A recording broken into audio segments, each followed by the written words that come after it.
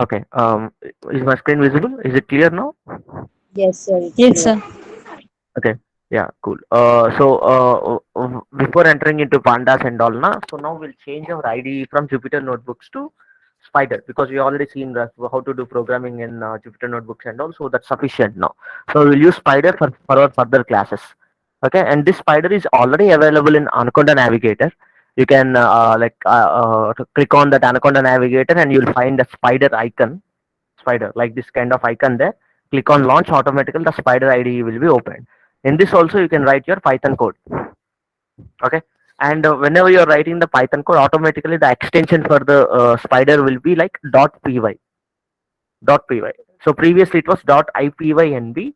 Since we are using Jupyter notebooks, that is for IPython notebooks, and this directly converts every file into .python files. Okay. Yeah. So for example, see, if I want to type something directly in the ID, I can type like import pandas as pd. Okay. So if I want to run it, here I have run option. Same like Jupyter notebooks, you have multiple options here. So first try to understand, like after opening the file, there are certain options there. So first try to understand what are those options. That is your homework for today. Inside the Spider, you need to understand like what are the options present in file and edit, and also in search. Like on these three menu items. Now understand what are the functionalities are present inside those menu items. Okay. So I have to have a new file. You can click on this here, new file, or control plus N. See, you can create a new file by simply just clicking control plus N. See, already have created one new file, and I'll save this file somewhere.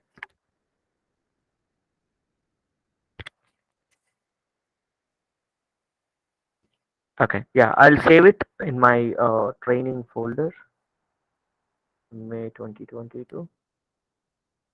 So here I'll be giving the name session 3.5. Okay. Yeah. So now we have successfully created a new file in Spider, and in this file you can write your Python code. Okay. So I've given import pandas as well. If you want to see here in this ID, the specialty of this ID is you can run a code line to line. So previously it was from the cells you can run the code and all, right? So here you can run the code line to line. Like I'll select the line, I'll click on F9. See, after clicking on F9, it has executed here. IN1. Same thing. Like however you have seen input 1 in Jupyter notebook, that's the same approach and the same output. You'll be seeing it here in this console. But you'll see the output in the console. There, you see the output directly below the cells. So yeah, I've executed this import pandas as PD, that single line, by selecting the entire line and clicking on F9, or you can run it by clicking on run. You can do it. If not, see, you place the cursor there where you want to execute the line and execute. Click on F9. Automatically, that line will be executed. Okay, so there are two ways here to run your single line of code in your Spider IDE. The first way is to select the entire lines or line to which you want to execute the program, or place the cursor at the front of that line and execute it. Automatically it executes the first line, whatever it has. But if you want to uh, execute multiple lines, then select those multiple lines till where you want to do it and then apply it. Okay. So I'll create a data frame first.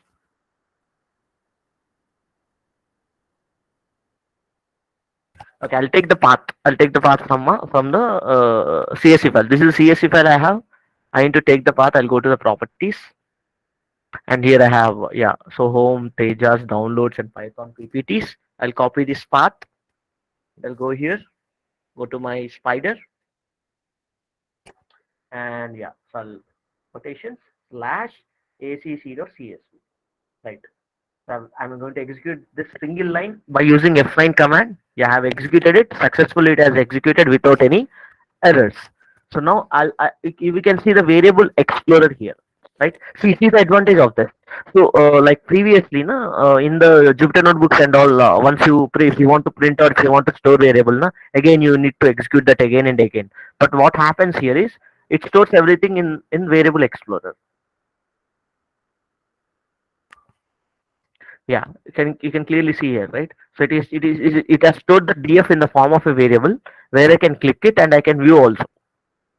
If I double click it now, I can view the entire data, whatever it is present inside that particular data frame. See, I have entirely brought the data of 1 minute data from 31st August 2021 to open, high, low, close values we have got till a period I have the data. So there's so many data points here, right? Yeah. So previously what we have seen is like in order to fetch that column data, fetch that particular column data. Yeah.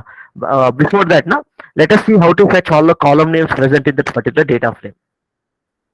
Okay. So I'll use df.col columns. If I, yeah, execute this, see all the column names, we have got all the column names, which are how many columns are present in that particular data frame. We have got all the column names. You can clearly see there are 7 columns present in here. See the size 2071 by 7. That means 2071 rows are present and 7 columns are present. Okay, in the 7 rows, sorry, 7 columns, see these are the columns that are present inside that particular data frame. Date time, open, high, low, close, age, adjacent, close, and volume. Okay, so these are the columns which we have. And yeah, so out of all the columns, if you want the close price to be displayed, the values of all the close prices you want, for example. Okay, so in this way you can fetch the column names, column values of a particular column. See, I've got all the column values here directly. For example, again, if you want to convert this entire values into some kind of a list, so list is a data type in Python. So if I want to convert this entire close values into a list, then directly I'll type dot values dot to list. So this is the command to convert entire columns into a list. See, now it's a list. I'll store this inside a variable so that you will understand. Close val. Okay, if I store this inside a variable, automatically I'll get the value here. In the variable explorer, I get the value. See, spider is something where it is neatly organized actually. So inside the variable explorer, now you can get all the variables, whatever you're generating it in this Python IDE. So all the variables, whatever are there, will come up here in a neatly organized way. And these plots and all, like the graphs, whenever you generate. So we haven't come till the graphs, when the data science starts and all, I'll show you how to plot the graphs and all. At that time, we'll see how to plot the graphs and all. And the files, files in a sense like in a particular folder if you are there. So what are the other folder structures that it has in the project directory? Yeah, and code analysis is like whenever you run the code or something, or if you want to do some analysis on the code and all, it comes here. But we'll not use this code analysis here. And help is the documentation part. Whatever you want, I'll show you when to use this documentation and all.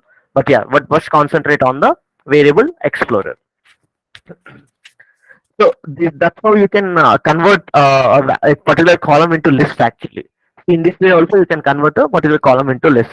So in order to choose a particular column, this is the syntax, right? Yeah. So reading a CSV file, pandas can read the CSV file by using read underscore CSV syntax. Yeah, we have done that. Accessing columns. See, for accessing columns, we use this syntax, df of column name. So column name, I have taken the column name, the close price, and we have accessed the values of that particular close price values in that data frame.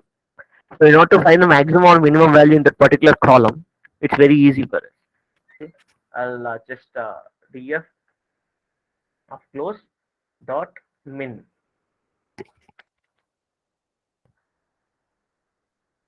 Okay, sorry, dot min.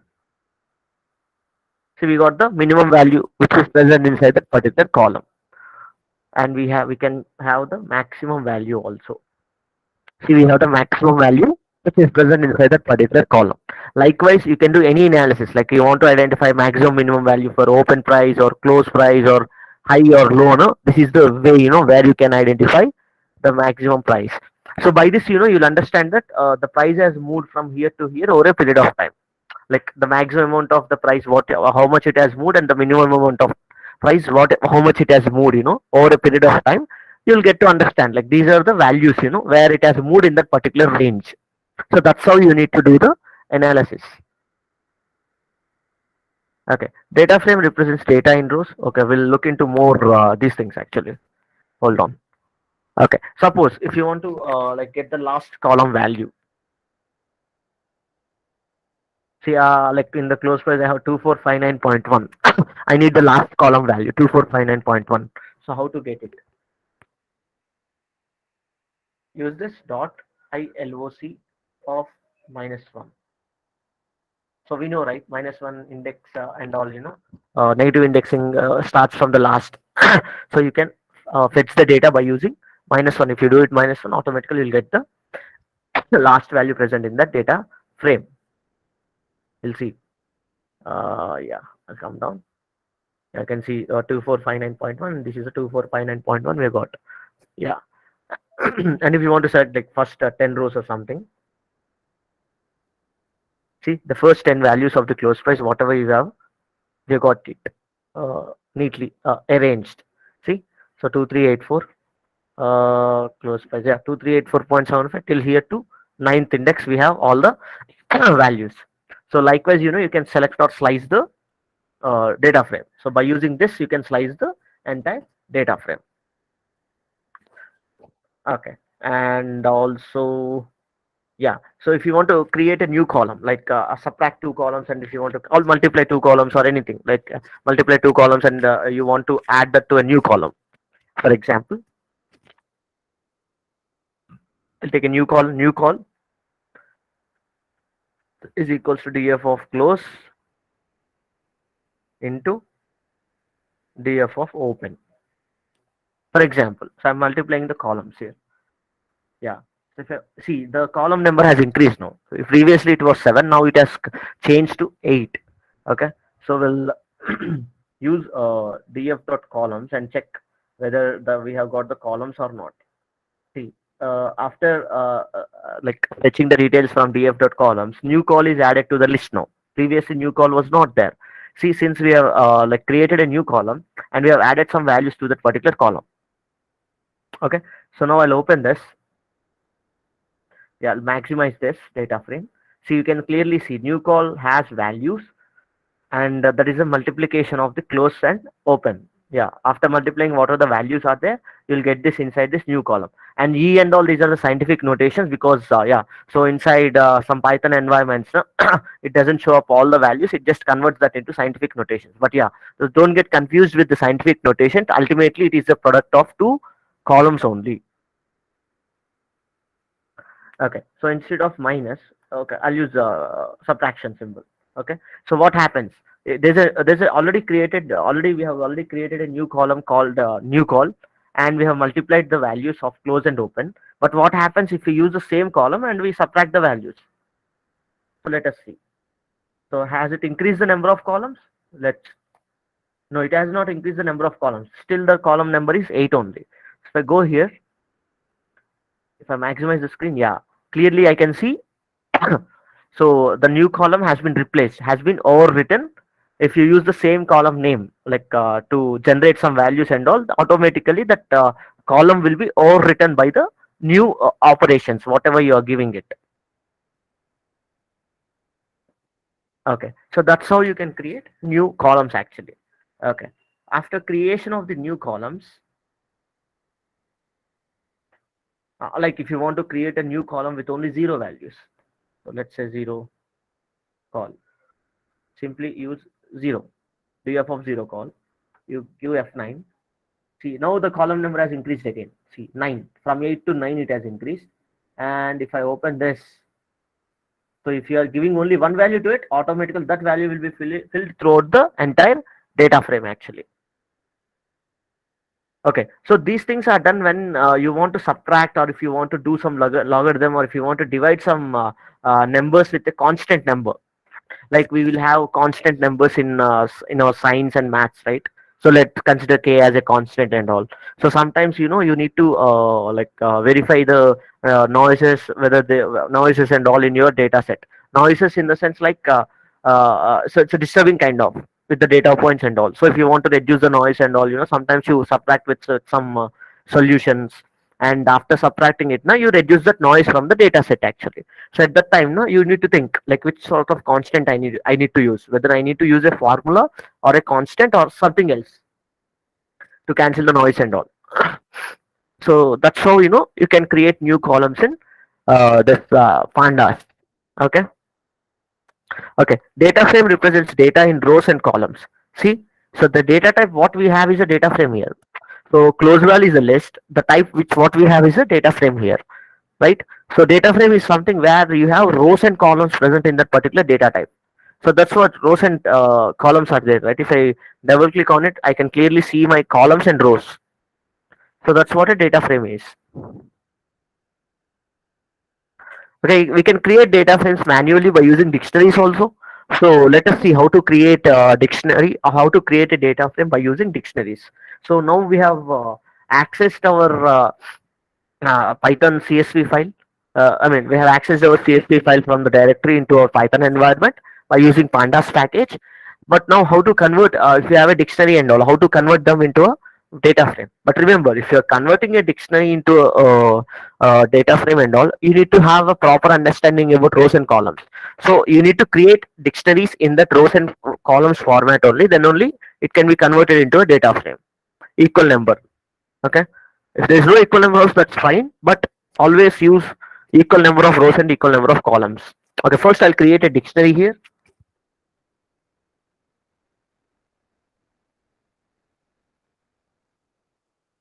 So I'm creating a dictionary with suppose let us say we'll take a school, and we'll take students, and we'll how many marks they have got and all. We'll look into that marks and we'll apply it. Okay, we'll see like names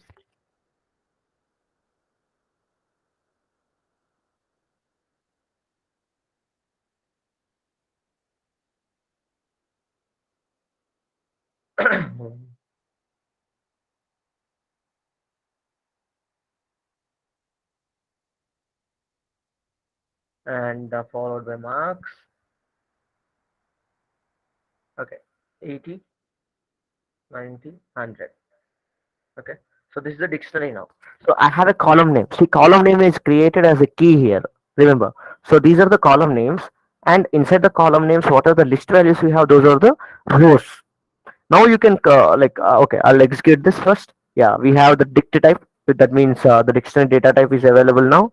And now I'll try to create a data frame by using the dictionary. So in order to create a data frame by using dictionaries and all, I'm taking a new variable dfdict. I'll use pd dot data frame. This is a syntax, and yeah, add the dict value into that data frame functionality.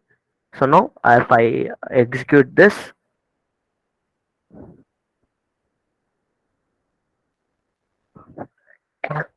yeah, so dfdict is created. That is a data frame now with 3 rows and 2 columns. Since we have created only 2 keys, so we got only 2 columns here, and inside those 2 keys we have three numbers and names actually. That means 3 rows are created.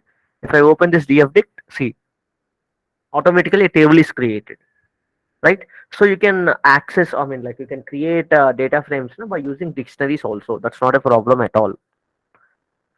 Yeah. So some, see, people can store data anywhere, right? Like the dictionaries, whatever you're seeing it here, no, they can store this kind of data in the databases also. So at that time, no, so you fetch the data from the databases, yeah, and you give that to the pandas data frame. Automatically it converts that into a new it converts that into a data frame, and where you can apply operations or manipulate the data and everything. You can do it by using pandas. Yeah, so df.shape can be found using df.shape. Yeah, this thing we have already discussed. So if you want to know the shape of the data frame, simply give df.shape. See, so the rows and columns it gives you. So if you want to fetch only the rows, use df.shape of 0 by using the index position and all. You'll get that thing. And if you want only the columns, df dot shape of one, you can give it. That's how we, I mean, that's the way you can fetch the rows and columns present in that particular data frame. And if you want to store that rows and column sizes in a variable, you can store it if you want. Okay, so after this, yeah, suppose if you want to fetch the first five values from the data frame, like previously we have sliced everything, and yeah, so by using dot iloc method and all, right? So what if already there is a functionality available in pandas where you can directly access the first five elements. This is your syntax. Df dot head. Head gives you the first, see, the first five elements it gives you. The first five, the rows and all, the rows and the column names, everything, it throws you there. But what if you want like first 20 thing? Just simply type 20. See, it gives you the first 20 rows. So by using head now, you can like get the top values from the data frame. Like how many values you want, you can get it. Like to analyze the data and all, at that time it is very useful. And same way, if you want to get the bottom ones, so bottom part of the data, use df dot tail. So it fetches the last five values present in the data set. See, last five values. Okay, and if you want like 20 last values, then you can simply give 20. Automatically it gives you the last 20 values of your data frame. Suppose if you want to store this inside a variable, you can simply df tail is a variable. I'll take it. I'll just store this. Okay, if I open this, see the last 20 values are stored inside a newly arranged data frame now. Like we have created a variable, and the tail one, whatever it is there, I'm storing it inside a variable.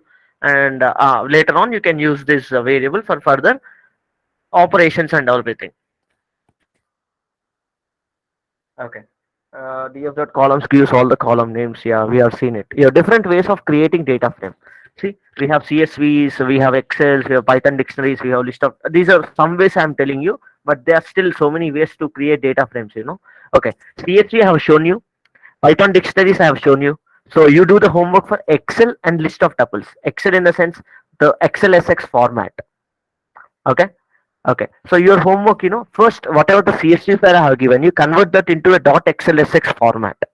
Like open the CSV file, copy all the rows and columns, and open a new Excel file in your system and paste it and save it as a .xlsx format. Okay, and try to Google it, like how to get Excel values, Excel sheets into the Python environment by using pandas. You'll get a line of code. Like in the same way read CSV have the code, right? In the same way we will be having read Excel. So how to do it, you understand that? Sir, And one list step of you tuples repeat, sir. also. Okay, sure. Okay, see, so your homework for today is, see, the CSV I have shown you, Python dictionaries I have shown you, right? So I want you to create an Excel file. Okay, I have already given you stocks.csv, I guess. So copy the entire data present in that stocks.csv, the data, not the file. Open that stocks.csv, copy the data, and open a new Excel sheet now, paste it, and save it as a .xlsx format. And save it as a .xlsx format. And now, like I have created a data frame by using read CSV, right? From the CSV file, we have created the data frame. In the same way, use Excel, and we have a syntax for it. Like Google it, what it is, and you need to explore it. The way how much you explore, no, that's always good for you. Explore it and identify the function for Excel, and try to bring the data frame into the Python environment, that is Spider, by using read Excel function. Is that clear? Yes, sir. And list of tuples as well. So in the same way as dictionaries, right? So instead of lists and all, like the key value page, and then inside the values instead of listener, use tuples. What happens? You check. Same thing here. Like instead of this listener, use tuples, and see what happens if you create a data frame with the tuples and all. Try to do it. Okay, already I have this thing. You make sure you do it that Excel thing. Okay, that's fine. Okay, so that's how pandas are useful. So we'll learn more about pandas, not now, but yeah. So when the data science and stats and all, I'll show you like more about pandas and all, but not now. So this is sufficient for the basic understanding of pandas and all. This is good actually. Okay, yeah, we are good. So how many of you have seen the OS PPT which I have sent? OS package OS.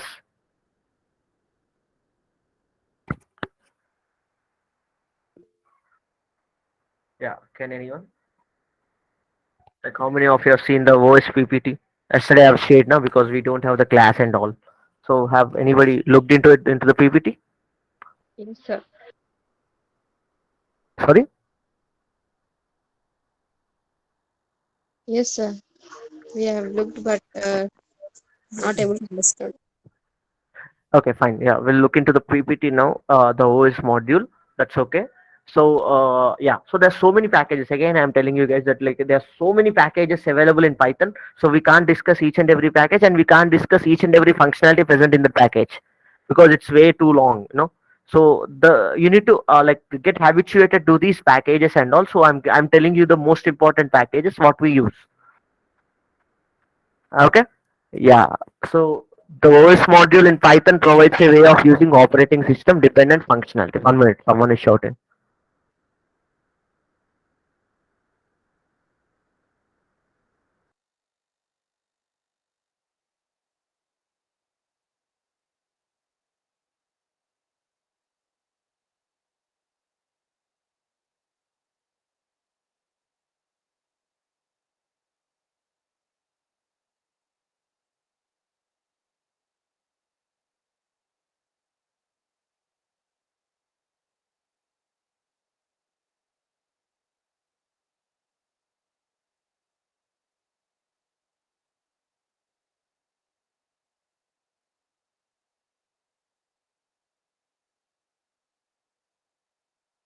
Okay. Yeah. Sorry for the disturbance. Yeah. So okay. Where were we? Yeah. So there's so many packages, right? So we'll discuss only few packages for now, and also for data science and all, what are the packages required and all. We'll discuss in the data science starts. But for now, understand how the Python works with these packages and all. Okay. OS module. So the OS module in Python provides a way of using operating system dependent functionality. That means you create files, right, by like right clicking on it and create a new file or new folder or something, and you name that folder and all, right? So whatever like the functions, whatever you're doing it by using your mouse and the keypad, now those belong to operating system functionalities. Like whatever you in your local system you're doing it, right? Operating system dependent functionalities they are. So operating systems will give you some good exposure to create files or to create folders or to create some kind of coding formats, everything. So those dependent functionalities directly can be created from the Python itself. Okay, we use different functions to define system properties from OS. Yeah, let us see. Okay, to find all the attributes in any module, we use dir function. Okay, okay, get CWD gives you the present working directory. Okay, let us see. So my present working directory is home Teja. See, so this is my present working directory. Okay, okay. So because the working directory which I have attached is home/Tejas. So it identifies which you have that particular working directory. So I'll imported OS. I imported the OS and see. I'll take this everything out and os dot get cwd. Yeah, see, so get current working directory. So this is my current working directory. What happens if I change my working directory? Let us see. I'll change my working directory to I can change my working directory from here only.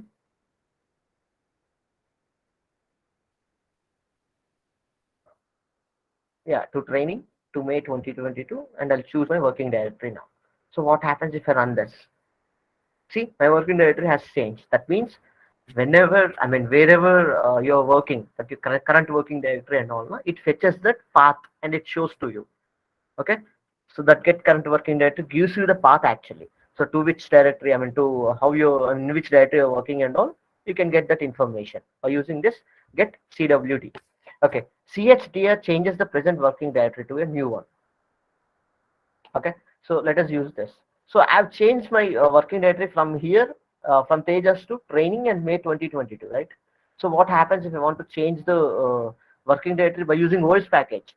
So instead of changing my directory manually, like if I want to change it through programmatically, what happens? Okay, so we'll use,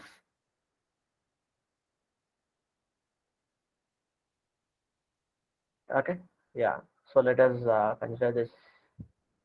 I'm importing it. Okay, see. So previously it was Tejas, now it has changed to automatically it has changed. Okay, let us see. So I'll click on Tejas again. See, I've changed my working directory to Tejas. And if I want to change the working directory, check the directory here. It will change automatically. See, it has changed. That means if you use os.getcwd now, it automatically changes to training May 2022. So from the Python itself, if you want to move from one folder to other folder and you get, if you want to get the file from there, na, you can change your directories as well. It's up to you. Okay. And list directory is used to find the files present in that particular directory. So let us see. Okay. So first, let me go to my console. Okay. Okay, in order to go into the directory in Windows or Ubuntu or Mac, you use CD command. CD in the sense change directory. Okay, so first I'll come from the basics. Okay, okay. So this is my root directory, root, that is home Tejas. So I'll go with CD training. See, CD training. I'll click on enter. So it has entered into my training directory. So I'll use May 2022, and it has entered into my directory. Okay, in order to view files from the terminal, you should type ls. In Windows also it will work, I guess. I mean, I'm not familiar with Windows, but yeah, try to use ls. I guess it will work. So ls, if you click on it, see automatically it has given me how many files are present in that particular directory. So OS level terminals and all, if you use, you need to use this command. In the same way, Python also provides us some functions. See, list directory is used to find the files present in that particular directory. So let us see how Python identifies it. Okay, OS dot. Since we have changed our directory, remember we have changed our directory to training in May 2022, and simply we'll use the path. So what is the path we'll use here? Okay, since we have already given the path here, you can directly type os.list directory. If not required, it will automatically take your recent project directory's path. If you want another path, you can give the path here, similar like this. Yeah, see now. So here .ipynb checkpoints, like Python checkpoints will be virtually created. You can't view those checkpoints actually while playing with Jupyter notebooks and all, but that's fine. So leave it. So it has identified that also. But the main thing is untitled.ipynb and session3.py. So this is a session3.py, right? So previously we have already seen here. So session3.py and untitled.ipynb, it has identified it. So and these are neatly arranged in a list format. List. Suppose if you want to like get the first index value, simply os.listar of 1. You will get the file name, right? So that's how you can get the list of files in that particular OS package by using listdir functionality. Okay, we'll go to slide 4. Mkdir is used to create folders. Yeah, as I have already told you. So like for creating folders and all, you use the right click. When you right click on the mouse. See, that's okay. We'll create a new folder here. Okay, hold on. I'll keep the charging and I'll come back.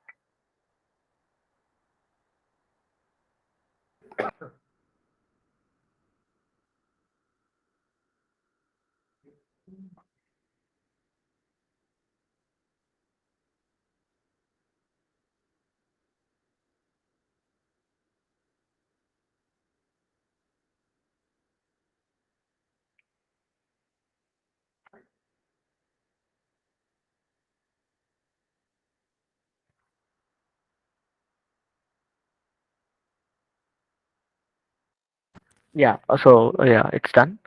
So where are we? So, yeah. So list here will give you the list of all the files and folders present in the particular directory. Right? Yeah. So after this, what we have is Mkdir. Right. By right clicking on the mouse, so I'll go to my this thing.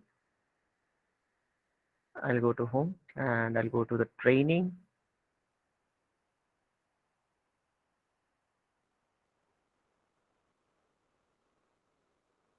Okay, training.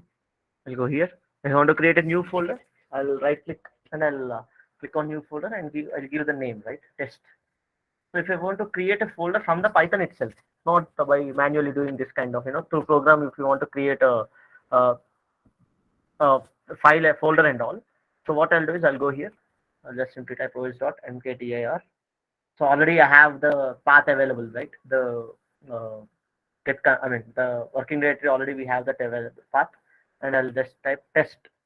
Okay, if I execute this, See, I'll go to the my folder, and yeah, so test is created now. See, I'll delete this test if you want to see it again. I've deleted the test, and I'll go to Python, and I will create this. So automatically, so it creates a folder with the name test. Okay. Yeah. So make dirs is used to create folders. Okay. So try to do this as a homework, like how to create multiple folders by using make dirs function. So Google it, understand it how it is working. Like print the statement first and then do it. So remove directories is used to remove the directory from the remove the directory from the current working directory. Whatever the folder you want to remove, you can remove it. Okay. OS dot. So remove dirs. You have a function directly here available, and I'm going to use test. Okay. So let us first see whether the test is present or not. 1 minute again, guys.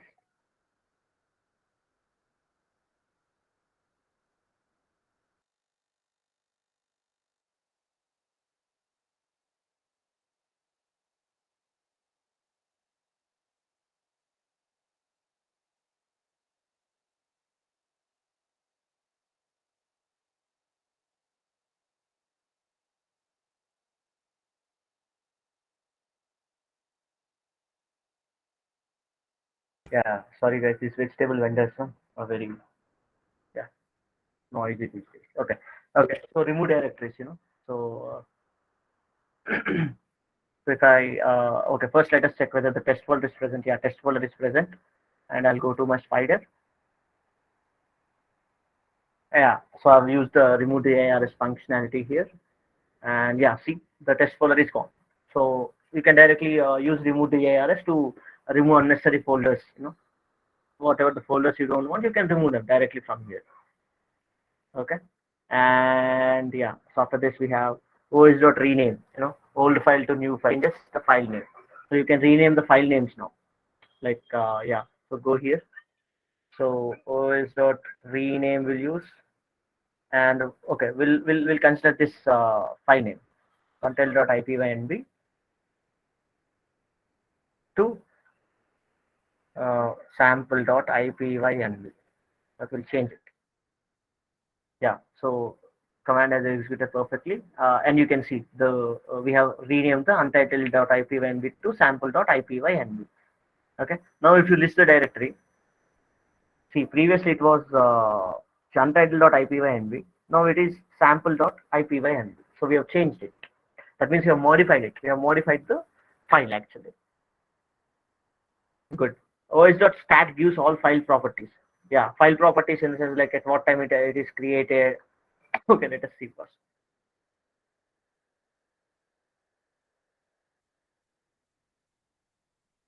Stat missing required argument path. Okay, get CWDL. I'll use the current directory path on that. Okay, see. So os.stat. So this is the current May 22 working directory. This thing, see, this is the size, how much size it is and in which mode it is. So these are like into the operating system numbers and all. Okay, just look into it. Like we have the start time. This is a modified time, M time in the sense, and this is a compilation time. So we have so many file properties here. Directly, you can get the file properties by using stat. Okay, like if you want to identify the latest file which is created in the directory and all, no? Then you need to use this stat symbol and then convert that this timestamp. This is called as timestamp into particular perfect date time. Okay, we haven't discussed about date time package. I'll show you when the date time package comes. Okay. Yeah, so just remember that was.stat, gives all your file properties. Okay, datetime dot from timestamp is to specify the human readable time format. Yeah, so previously that was not human readable, right? So that's a timestamp, that's a number out there. So we'll convert the timestamp into human readable time format and then we'll see. That's okay, we'll look into that. os.walk is used to walk down the path for all directories. Okay, so let us like os.walk using, oh, okay, will you stop? So there's a new version, I guess.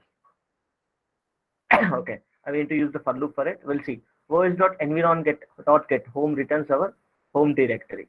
Yeah, so that means environ dot get of home. If you give directly the home, automatically whatever the home directory is present in the OS now, it will fetch that. Okay. And these all fine. I'll show you when the time comes. os.path.exists is important. Okay. So like os.walk, I'll show you. I don't know the new version has changed or something. I'll check it. os.path.exists, so whether the path exists or not, it will tell us. Like I'll use this only, this path.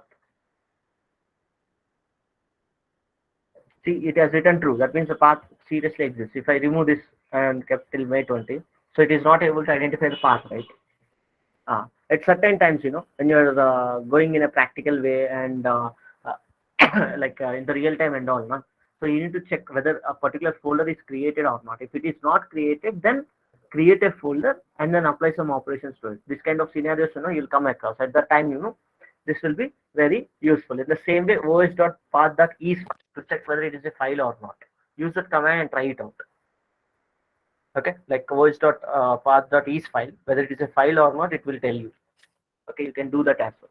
Okay, so this is Python 3 formatting. Python 2 formatting we don't require. Yeah, Python 3 formatting, where you can format your print statements by writing this F command, and you can directly mention the variable inside the braces. Automatically, the values will get appended to that particular statement. Okay, let us see how it works. I'll use A, Rajesh, and if you want to print the statement, use F, and uh, friends, Rajesh. See, so A, I use curly brackets and F in front of the quotations of the print statement. At that time, automatically, sorry. So A already have created dictionary, right? So we haven't used it. I'll use this A Rajesh now, and then I'll print it. So that's how you can format the things as. Okay, your homework for today is, by using OS package, create a folder, and delete a folder. That's sufficient. You need to understand how the package works and all, and then we are good. Okay, I guess that's it for today's class, guys. So